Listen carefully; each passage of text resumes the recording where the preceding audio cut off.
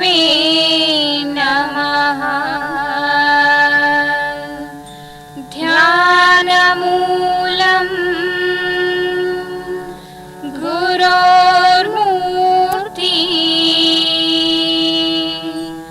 पूजमूलम्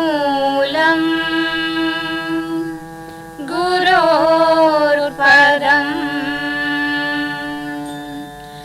मन्त्रमूलम् गुरोर्वाक्यम् मोक्षमूलम् गुरोर्कृपः।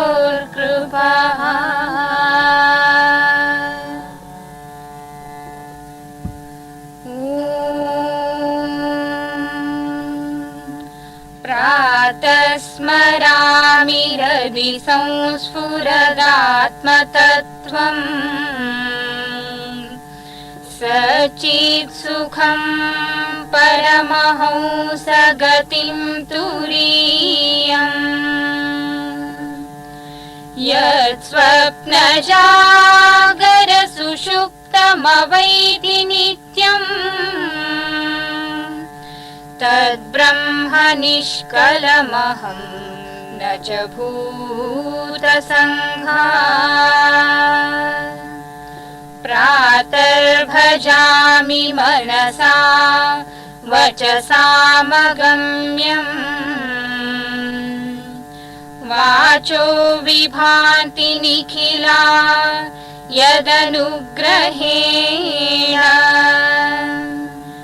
यन्नेति नेति वचनैर्निगमावोचु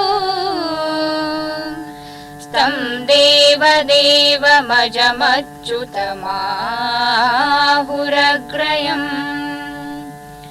प्रातर्नमामि तमस परमर्कवर्णम् पूर्णं सनातनपदम् पुरुषोत्तमाख्यम् यस्मिन्निदं जगदशेषमशेषमूर्तौ रज्ज्वाम्भुजङ्गमैव प्रतिभासितं वै।